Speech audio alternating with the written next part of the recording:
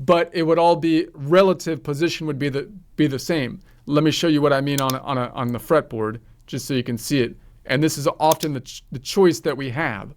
If I'm building a chord off of this C, then let's say it was a C major triad, I would build a chord off of that. If I move up to the D and I build a chord, we'll talk about this later, but you'd end up with a minor chord, right? You'd end up with a minor chord if you're in the same diatonic scale.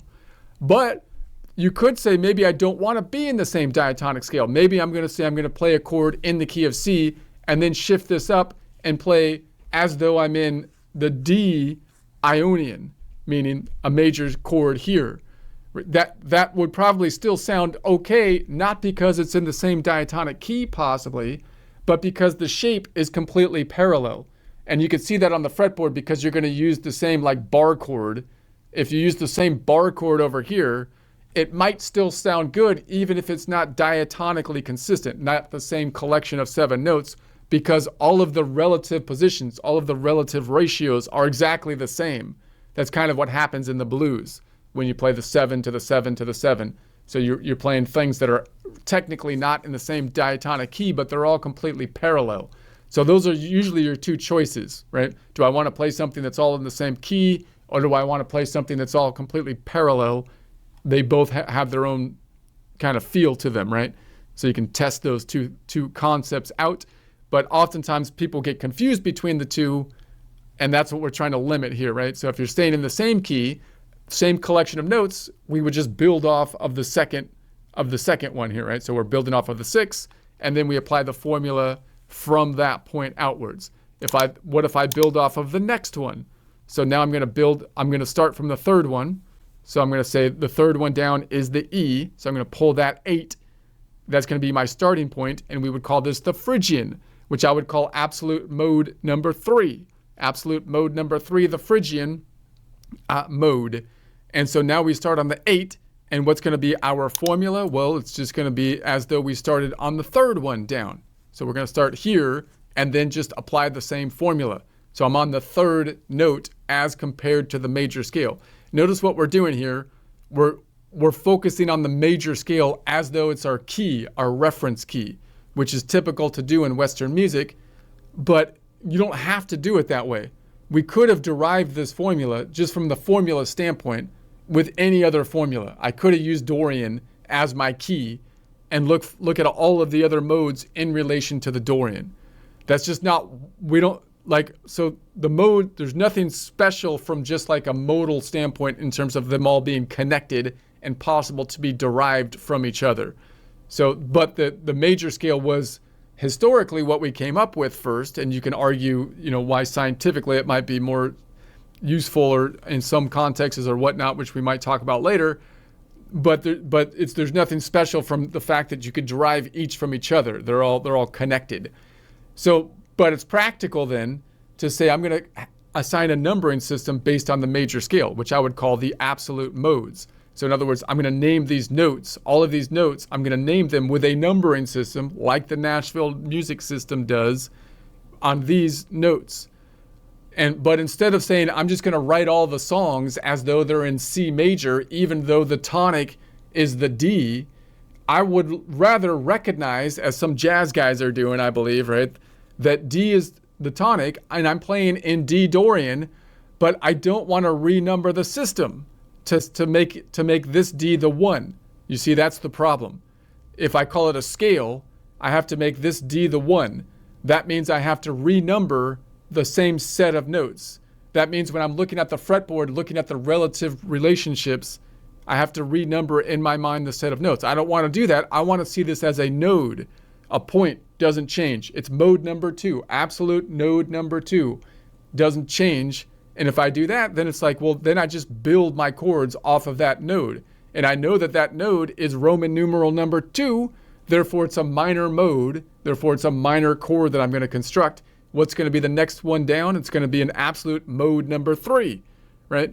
So that, and I also can memorize the formula more easily because I know that if whatever I'm building off of absolute mode number 2 is going to have a half step. There's always a half step between absolute mode number 2 and absolute mode number 3.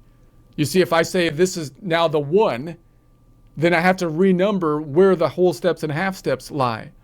But if I keep that as mode number 2, then I can say, well, there's always when you go from mode number 2, the Dorian, to mode number 3, the Phrygian, then I'm sorry, that's always going to be a whole step, right? And then from 3 to 4, there's going to be a half step. So I could start to memorize the positions a lot more easily if I don't renumber the system.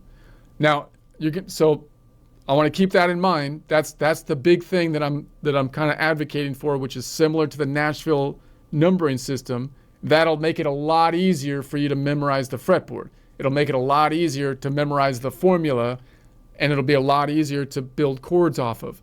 What's going to be the problem with that? It's going to be a problem because when people say they're in the key of D, they're going to renumber the system 1 through 7, and you're going to have to be able to code switch back and forth between, oh, I see what they're saying. They're saying it's in Dorian. I'm going to say that's absolute mode number 2. They're going to call that the 1. So we'll talk more about how to do that, but that's going to be the one issue, and then the chords will be named that way. So that's what we'll talk about later. Okay, so then obviously you could, now that we've done this, you can take the Dorian off of any of the 12 notes. So now I could say, well, what about this collection of notes in the key of C starting on the A? Well, I could do the same thing and take the second note of those collection of notes and make it the first note, and then we would be playing in this. Now, I didn't do it exactly that way. I said this is A, this is 1. So now I'm going to say that this is A Dorian versus A mix or Ionian or major. So this would be A major. These are not the same notes because this would be A Dorian. So this would be the parallel construction. But you can see, of course, once I do this, I can start with any note here of our 12 notes, use the formula, and now we can build, using the formula, all 12 of the Dorian scales, if we want to see it that way. So that's going to be that. And then, of course, on the Phrygian, we're going to call that absolute. I'm going to call it absolute mode number 3. So we could take the relative absolute mode number. We apply the formula from that starting point. So we get an 8 plus a 1 is a 9, plus a 2 is an 11, plus a 2 is 12, 13. 13 minus 12 is 1, plus 2 is 3, plus 1 is 4, plus 2 is 6, plus 2 gets us back to 8.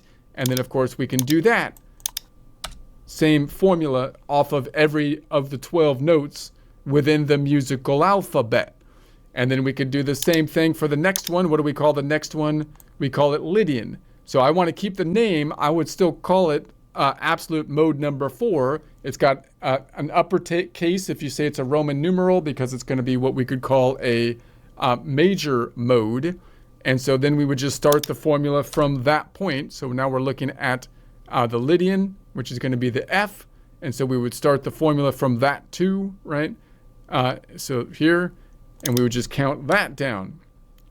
So I'm going to go, okay, so here's the Lydian in F, which is a 9, plus 2 is 11, plus 2 is 13, minus 12 is 1, plus 2 is 3, plus 1 is 4, plus 2 is 6, plus 1 is 8.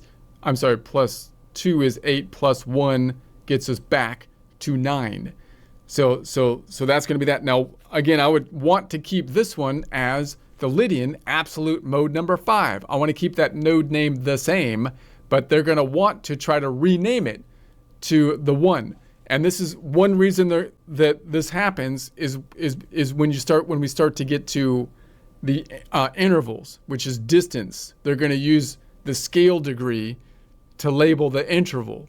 And that's another thing that's going to kind of cause us problems. There's a way to deal with that. I'll show you how we deal with that when we get to intervals. I just want to give you kind of a precursor of that. Also remember, as we do these scales, you might get confused by thinking that the mode, I'm talking about the mode two different ways here.